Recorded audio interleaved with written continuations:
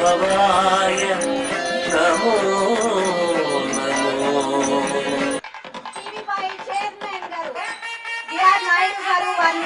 సత్కరించారు. ఇక్కడ ఉన్నారు. వారి సమక్షంలో శివపార్వతుల కళ్యాణం జరగడం అనేది మహా అద్భుతం.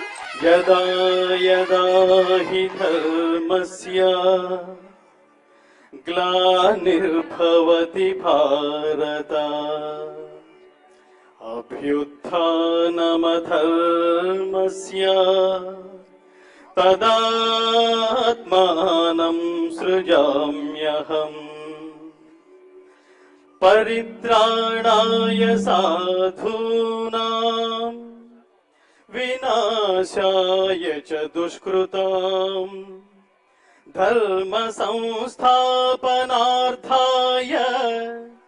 సంభవామి యుగే యుగే సంభవామి యుగే యుగే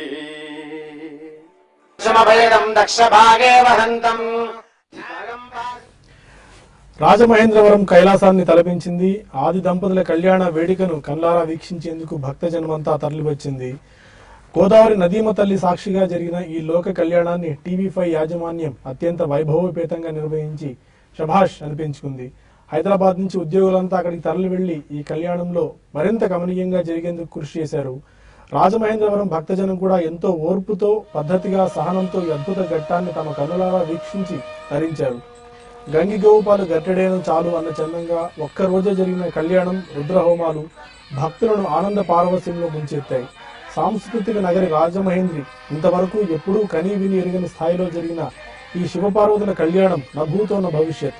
ఈ కార్యక్రమంలో పాల్గొన్న వేలాది మందికి, పరోక్షంగా టీవీల్లో చూసిన కోట్లాది మందికి ఈ లోక కళ్యాణం సజావుగా సాగేందుకు తమ వంతు సాయం అందించిన ప్రభుత్వాధికారులకు, స్పాన్సర్లకు అందరికీ టీవీ5 మనసారా కృతజ్ఞతలు చెప్పుకుంటోంది.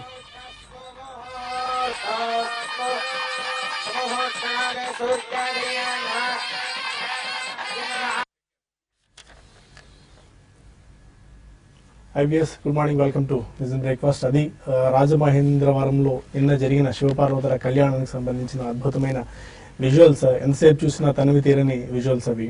ఇక మార్కెట్స్ విషయానికి వచ్చినట్టయితే ఏషియన్ మార్కెట్స్ లో కొద్దిగా వీక్ ట్రెండ్ మనకు కనిపిస్తుంది. ఎస్జిఎక్స్ నిఫ్టీ ఆల్మోస్ట్ ఒక 20 పాయింట్స్ డౌన్ తో చూస్తున్నాము. దీన్ని బట్టి మన మార్కెట్స్ కూడా వాళ్ళు కొద్దిగా గ్యాప్ డౌన్ తో ఓపెన్ అయ్యే సంకేతాలు కనిపిస్తున్నాయి. బట్ లాస్ట్ వీక్ అంత కొద్దిగా పెసిమిస్టిక్ మోడ్ లో వెళ్ళారు. బట్ లాస్ట్ ట్రేడింగ్ సెషన్ మాత్రం చాలా పాజిటివ్ గా మనకు కనిపించింది.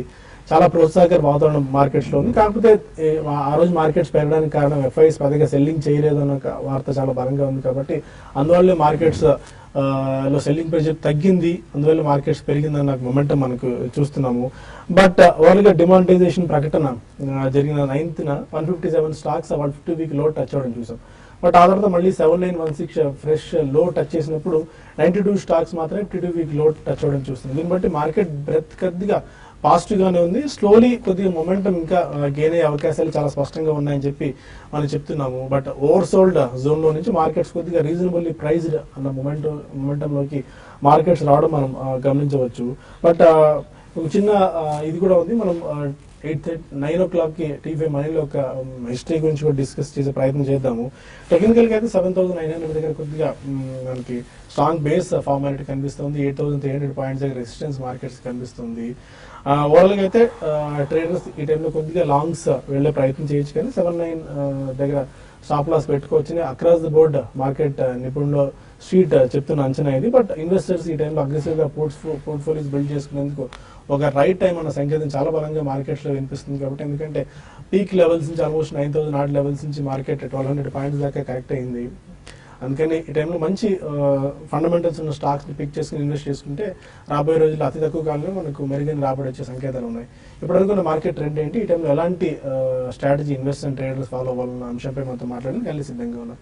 Good morning both of you. Markets లో లాస్ట్ ట్రేడింగ్ సెషన్ చాలా పాజిటివ్ గా సాగింది. ఎఫ్ఐఎస్ లో సెల్లింగ్ మనం చూడలేదు. బట్ ఇవాళ ఎస్జిఎక్స్ నిఫ్టీ ఏషియన్ మార్కెట్ చూసుకున్నట్టయితే కొద్దిగా గ్యాప్ డౌన్ తో ఓపెన్ అయ్యే సంకేతాలు కనిపిస్తున్నాయి. ఎలాంటి ట్రెండ్ మీరు అబ్జర్వ్ చేస్తున్నారు ఈ రోజు? ఐ థింక్ మనం కొద్ది రోజులుగా చెప్పడం జరిగింది.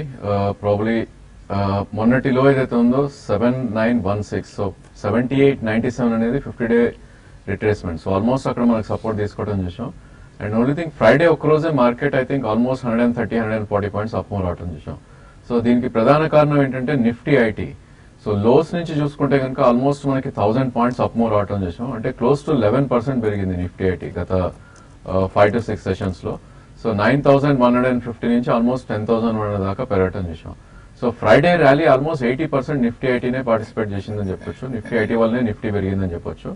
అదేవిధంగా ఎఫ్ఎంసీజీ కొద్దిగా స్ట్రాంగ్ గా ఉంది. ఐ థింక్ ఈ గత కొన్ని రోజులుగా అవుట్ పర్ఫార్మ్ చేసిన బ్యాంక్ నిఫ్టీ కొంచెం అండర్ పర్ఫార్మ్ చేయడం చూసాం Friday. So probably that's the news. Actually మనకి ఆల్రెడీ న్యూస్ బ్రేక్ రావడం చూస్తున్నాం. ఐ థింక్ సిఆర్ఆర్ ఏదైతే ఉందో 100% బ్యాంక్స్ లో మెయింటైన్ చేయాలన్న ఆర్బీఐ ఇండికేషన్. ప్రాబ్లీ కొద్ది బ్యాంక్స్ ని వీక్నెస్ ఉండే ఛాన్స్ ఎక్కువ ఉంది. 2 lakh crores of almost ఇది స్క్వీజ్ అవుట్ చేశారు దీని ద్వారా వచ్చిన అమౌంట్. ఎగ్జాక్ట్లీ మేబీ ఆ న్యూస్ వల్లే ఫ్రైడే కూడా అండర్ పర్ఫార్మ్ చేసింది బ్యాంక్ నిఫ్టీ. సో ఇక్కడ నుంచి ప్రాబ్లీ బ్యాంక్ నిఫ్టీ కొద్దిగా అండర్ పర్ఫార్మ్ చేయొచ్చు నిఫ్టీతో కంపేర్ చేస్తే. బట్ ఈ రోజు నిఫ్టీ ఐటీ పర్ఫార్మెన్స్ ఎలా ఉంటుందో దాన్ని బట్టి నిఫ్టీ మూవ్మెంట్ ఉండే ఛాన్స్ ఎక్కువ ఉంది. ఏదైనప్పటికీ 8150 ఏదైతే 200-day మూవింగ్ యావరేజ్ ఉందో అక్కడ ఒక గట్టి రెసిస్టెన్స్ ఉంది. అంటే ఆల్మోస్ట్ ఇక్కడ నుంచి 30-35 పాయింట్స్. ఇన్ కేస్ దాని above at least 1 or 2 days close అవుతానే నెక్స్ట్ మీనింగ్ఫుల్ రెసిస్టెన్స్ అనేది 8301 ఏదైతే 20-day మూవింగ్ యావరేజ్ ఉందో అక్కడ రెసిస్టెన్స్ ఉండే ఛాన్స్ ఉంది. ఏదైనప్పటికీ బై ఆన్ డిప్స్ గా మార్కెట్ చెప్పుకోవచ్చు. 79 అబోవ్ ఉన్నంత కాలం మేబీ ఈ రోజు మార్కెట్ పడి అరౌండ్ 50 to 60 పాయింట్స్ పడితే కనుక 7950 ఆర్ మేబీ 7940 నిఫ్టీ వస్తే కనుక లాంగ్ పొజిషన్స్ తీసుకోవచ్చు with strict stop loss of about 30 or 40 points. అదేవిధంగా బ్యాంక్ నిఫ్టీ చూస్తే కనుక మనకి మొన్న ఒక చిన్న అప్ మూవ్ వచ్చినప్పటికీ ప్రాబ్లీ మనకి ప్రీవియస్ స్వింగ్ లో ఏదైతే ఉందో 18,143 అది ఇంకా బ్రేక్ అవ్వలేదు. ఇన్ కేస్ 18,143 బ్రేక్ అయిందంటే మేబీ అక్కడి నుంచి కొద్దిగా స్టీప్ కరెక్షన్ ఉండే ఛాన్స్ ఉంది బ్యాంక్ నిఫ్టీలో. ప్రాబ్లీ 17,900 నుంచి 17,600 దాకా డౌన్ సైడ్ వచ్చే ఛాన్స్ ఉంది. In fact bank Nifty 200-day moving average above ఎటెడ్ అవుతుంది 17,681 ఏదైతే ఉందో అక్కడ ఒక స్ట్రాంగ్ సపోర్ట్ ఉండే అవకాశం ఉంది. అదేవిధంగా మార్కెట్ అప్ మూవ్ వచ్చి 19,153 ఏదైతే 20-day మూవింగ్ యావరేజ్ ఉందో అదొక గట్టి రెసిస్టెన్స్ ఉండే ఛాన్స్ ఎక్కువ ఉంది. ఓకే, మీరు ఎలాంటి ట్రెండ్ అబ్జర్వ్ చేస్తున్నారు? స్టాక్ స్పెసిఫిక్ మూవ్మెంట్స్ ఎలా ఉంటాయి? ఎందుకంటే డాలర్ చాలా స్ట్రెంత్ అవుతుంది. మన ఆల్మోస్ట్ 69 ఆడ్ లెవెల్స్ వరకు డాలర్ వెళ్ళడం చూసాం. అందువల్ల ఐటీ ప్యాక్ బాగా చాలా స్ట్రెంత్ మనకు కనబరిచింది. ఇన్ఫోసిస్ లాంటి కౌంటర్స్, విప్రో లాంటి కౌంటర్స్ మంచి పర్ఫార్మెన్స్ చూస్తున్నాము. Stock specific action or stock specific movements వాళ్ళు ఎలా మీరు అబ్జర్వ్ చేస్తున్నారు? చూడండి, ఈ రోజు అని కాకుండా ఓవరాల్ గా ఇక్కడ నుంచి చాలా వరకు స్టాక్ స్పెసిఫిక్ యాక్షన్ ఎక్కువ ఉంటుంది. తర్వాత ఈవెన్ సెక్టర్ వైడ్ స్పెసిఫిక్ కూడా ఉంటుంది మార్కెట్ లో. మార్కెట్ అయితే మాత్రం లాస్ట్ కొన్ని రోజులుగా మనం చూసాము ఒక 7-9 దగ్గరికి రావడము తర్వాత పెరగడము అనేది చూస్తున్నాము. అయితే ఈసారనే కాకుండా ఇంతకు ముందు మన హిస్టరీ కూడా చూసుకుంటే 2014-2015 సేమ్ ఇదే ట్రెండ్ అనేది, అంటే లాస్ట్ 2 ఏళ్లుగా చూసుకుంటే క్లోజర్ గా 7-8 దగ్గర చాలా స్ట్రాంగ్ సపోర్ట్ అనేది నిఫ్టీకి ఉంది. కాబట్టి ఈసారి కూడా అదే ప్రూవ్ చేసి చూసాము, అక్కడికి వచ్చి రివర్స్ కావడం. కాబట్టి ఇక్కడ నుంచి మార్కెట్ లో ఏంటంటే మనం కరెక్షన్ ఉంటుంది, డెఫినెట్ గా ఉంటుంది. కరెక్షన్స్ ఉండకు అని చెప్పాను. బట్ 7 క్లోజర్ గా 7,800 దగ్గర బాటమ్ అవుట్ అయితే అంది అనుకోవచ్చు.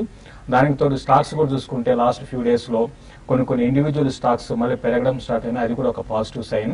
కాబట్టి ఇక్కడ నుంచి ఎవరీ డిప్ లో ఇన్వెస్ట్మెంట్ చేసుకునే వాళ్ళు మనం అంటున్నాము చాలా మంది యావరేజ్ చేయొచ్చు అని అడుగుతున్నారు. సో ఈ టైంలో ఇక్కడ నుంచి నెక్స్ట్ ఒక 10 to 15 days లో మళ్ళీ స్లోగా, అంటే ఈ 10-15 రోజుల్లో ఆ స్టాక్స్ కి యావరేజ్ కూడా చేసుకోవచ్చు. తర్వాత ఈ రోజు ట్రెండ్ విషయానికి వస్తే ఈ రోజు మార్కెట్స్ చాలా వరకు ఫ్లాట్ గా ఓపెన్ అయ్యే ఒక కొంచెం స్లైట్ నెగటివ్ ఉంటుంది. అది కూడా బ్యాంక్స్ కారణంగా. బ్యాంక్స్ ఈ రోజు మళ్ళీ ఒక సెల్ ఆఫ్ అనేది ఉంటుంది. అయితే ఏదైతే లిక్విడిటీ బ్యాంక్ లోకి వచ్చిందో అది మళ్ళీ ఆర్బీఐ దానికి రిస్ట్రిక్ట్ చేయడము, సో ఆర్బీఐ మళ్ళీ తీసుకోవడం, ఇవన్నీ కూడా ఏంటంటే మళ్ళీ బ్యాంకింగ్ స్టాక్స్ కి కొంత నెగిటివ్ అవుతుంది. కాబట్టి సెల్ అండ్ ర్యాలీస్ అని చెప్తాను. షార్ట్ టర్మ్ లో బ్యాంక్స్ పెద్దగా పెరకపోవచ్చు. ఈవెన్ బ్యాంక్ నిఫ్టీ కూడా ర్యాలీస్ లో సెల్ చేయమంటాను. 16,800 60,200 ఆ లెవెల్ కూడా బ్రేక్ అయ్యే అవకాశాలు కనపడుతున్నాయి. దాంతో పాటు బ్యాంక్ ఆఫ్ బరోడా కూడా ఈ రోజు ఇంట్రాడే కోసం ర్యాలీస్ లో సెల్ చేయమంటాను.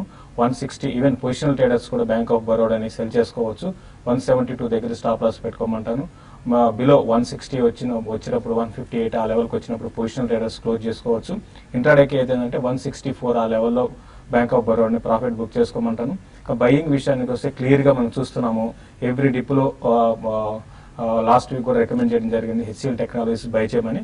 ఇప్పుడు కూడా ఎవ్రీ డిప్ లో హెచ్సిఎల్ టెక్నాలజీస్ ని even positional traders, short term traders buy చేసుకోమంటాను. దీనికి తోడు డాక్టర్ రెడ్డిస్ ఒకటి, ఇది కూడా చాలా స్ట్రాంగ్ గా మనకి కనపడుతుంది. దీన్ని కూడా పొజిషనల్ ట్రేడర్స్ కరెంట్ లెవెల్స్ లో ఫ్యూచర్స్ లో బై చేయాలనుకున్న వాళ్ళు కూడా బై చేసుకోవచ్చు. డిప్ వచ్చినప్పుడు బై చేసి 3120 3140 దగ్గర స్టాప్ లాస్ పెట్టుకోమంటాను. 3200 దాటిందంటే క్లోజర్గా 3280 3 దాకా వెళ్ళడానికి అవకాశం ఉంది. తర్వాత ఇంకా అదర్ సెక్టార్ల విషయానికి వస్తే బీపీసీఎల్, హెచ్పీసీఎల్ లాంటి స్టాక్స్ ఈరోజు హయ్యర్ లెవెల్స్లో సెల్ చేయమంటాను. బీపీసీఎల్ని 640 బిలో ఉంటే సెల్ చేయమంటాను. 646 దగ్గర స్టాప్ లాస్ పెట్టుకోమంటాను. 632 తర్వాత 630 ఇంటర్డేలో రావడానికి అవకాశం ఉంది. ఓకే, ఇక మరిన్ని అంశాలు డిస్కస్ చేయడంతో పాటు ఫోన్ కాల్స్ అండ్ ఈమెయిల్స్ తీసుకుని ఒక చిన్న బ్రేక్ తీసుకుందాం.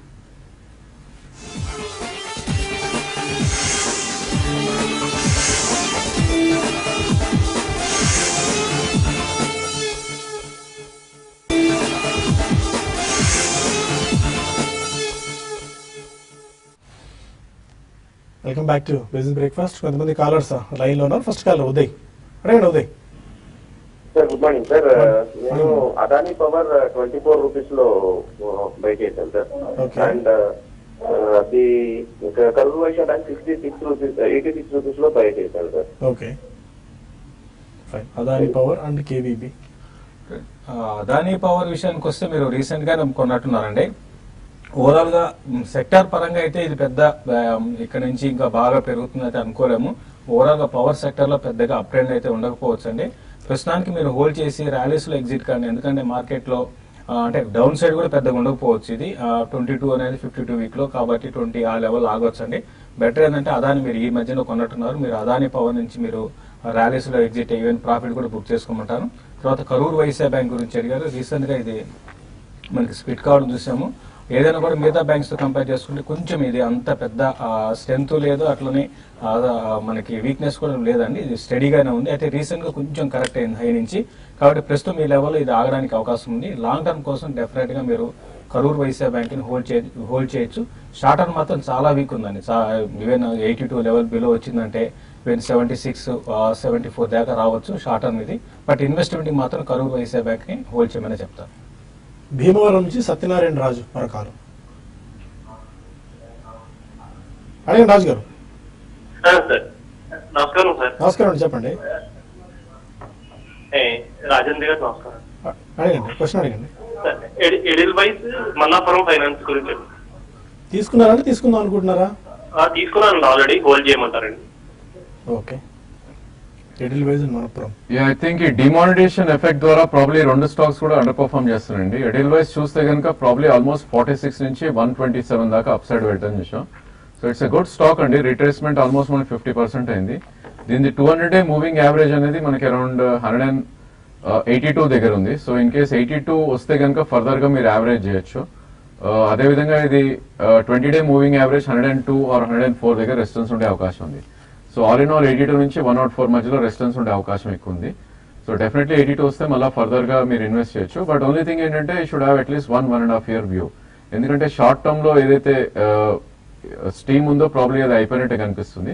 అదేవిధంగా మన్నాపురం కూడా ఆల్మోస్ట్ మనం 23 రూపీస్ నుంచి లాస్ట్ 7 to 8 months లో 104 దాకా హై వెళ్ళటం చూసాం. అండ్ ఇప్పుడు కరెక్షన్ మోడ్ లో 73 ఉంది. సో దీన్ని కూడా 55 నుంచి 60 మధ్యలో స్ట్రాంగ్ సపోర్ట్ ఉంది. మేబీ అక్కడికి వస్తే మీరు యావరేజ్ చేయొచ్చు. బట్ రెండు స్టాక్స్ కూడా మీకు అట్లీస్ట్ 1.5 year వ్యూ ఉంటేనే I think you should attempt again. మరో కాలర్ సురేందర్, అడగండి సురేంద్ర. సార్ ఓఎన్జీసీ వాళ్ళు సిఎన్జీసీ వాళ్ళు అన్నయ్య అలా 30 నాడు మీటింగ్ ఉంది అని అంటుండ్రు, సేల్ చేయాలి సార్, ఉంచాలి వాళ్ళు. ఏ ప్రైస్ లో తీసుకున్నారు మీరు? అక్కడే ఉంది సార్, ఈక్వలే ఉన్నట్లుంది, లాస్ ఏం లేదు. ఓకే, అంటే ఒకటి మీటింగ్ అంటే బోర్డ్ మీటింగ్ ఉండొచ్చు అండి. మీరు ఇన్వెస్ట్మెంట్ కోసమా ట్రేడింగ్ కోసమా మీకు తెలియదండి. బట్ ఇన్వెస్ట్మెంట్ కోసం అయితే డెఫినెట్ గా హోల్డ్ చేయండి అండి. ఇది సిఎన్బిసి వాళ్ళు అని పక్కన పెడితే స్టాక్ మాత్రం రీసెంట్ గా బాగా స్ట్రాంగ్ ఉన్న కౌంటర్ అని చెప్పొచ్చు.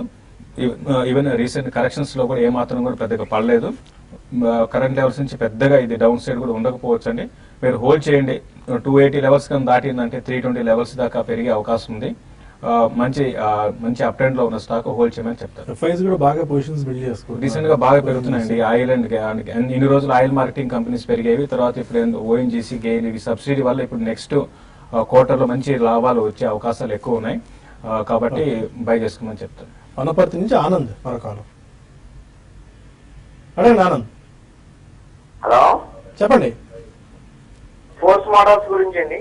ఫోర్స్ మోటార్స్ తీసుకున్నారండి, తీసుకుందాం అనుకుంటున్నారా? తీసుకున్నాను ఆల్రెడీ. ఓకే, మీ క్వశ్చన్ ఏంటి ఇప్పుడు? ఓకే, ఇది చాలా స్ట్రాంగ్ చార్ట్ అండి. సో ఫోర్స్ మోటార్ చూస్తే కనుక ఆల్మోస్ట్ మనకి లాస్ట్ 3 months లోనే 2700 నుంచి ఆల్మోస్ట్ 4800 దాకా పెరగడం చూసాం. అండ్ అదే విధంగా ప్రాబ్లీ కొద్దిగా కరెక్షన్ మోడ్ లో ఉంది స్టాక్ ప్రస్తుతం. సో మొన్నటిలో ఏదైతే ఉందో 36-3650 దగ్గర చాలా స్ట్రాంగ్ సపోర్ట్ ఉండే అవకాశం ఉంది. ఇప్పుడు క్లోజ్ టు 4000 ట్రేడ్ అవుతుంది. సో ఇన్ కేస్ మీకు 6 months to 1 year వ్యూ ఉంటే కనుక డెఫినెట్లీ మీరు ఉన్న పొజిషన్ ఉంచవచ్చు. బట్ మార్కెట్ ఫర్దర్ గా కరెక్ట్ అరౌండ్ 3400 నుంచి 3500 మధ్యలో వస్తే కనుక ఫర్దర్ గా మీరు యావరేజ్ కూడా చేయొచ్చు. మేబీ 1 year లో మీకు డెఫినెట్లీ 15 to 20% అప్సైడ్ వచ్చే ఛాన్స్ ఎక్కువ ఉందండి. చెన్నై నుంచి దినేష్. గణేష్ అండి, బెంగళూరు నుంచి. ఓ సారీ, ఓకే, అడగండి గణేష్ గారు. గణేష్, బెంగళూరు. చెప్పండి గణేష్.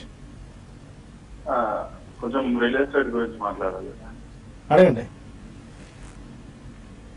హలో హలో, మీ డౌట్ ఏమైనా ఉందా స్టాక్ గురించి? గుడ్ మార్నింగ్ అండి. మార్నింగ్ అండి, చెప్పండి.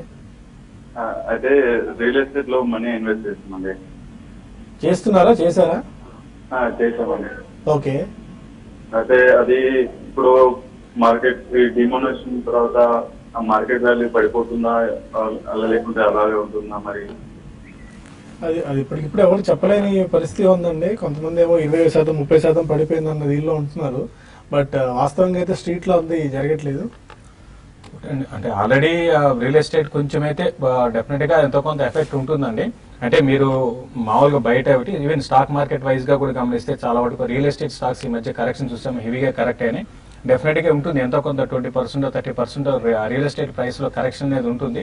అయితే మీరు ఇన్వెస్ట్ చేసి ఉంటే ఆల్రెడీ ఇంకా ఇప్పుడు చేయాల్సింది లేదు. బట్ లాంగ్ టర్మ్ కోసం అంటే నెక్స్ట్ 2-3 ఏళ్ళకి మళ్ళీ ఈ ప్రైస్ కరెక్షన్ అనేది ఆగిపోయే అవకాశం ఉంది. ఒక 5-6 నెలల తర్వాత మళ్ళీ ఈ డిమోనిటైజేషన్ కారణంగా వచ్చిన నష్టం అయితే ఉందో అవన్నీ కూడా స్లోగా పోయి మళ్ళీ మా ఎకానమీ కూడా బాగా పైకి వచ్చే అవకాశం ఉంది. ఈవెన్ ఇమీడియట్ గా జీడిపి కూడా తగ్గొచ్చు.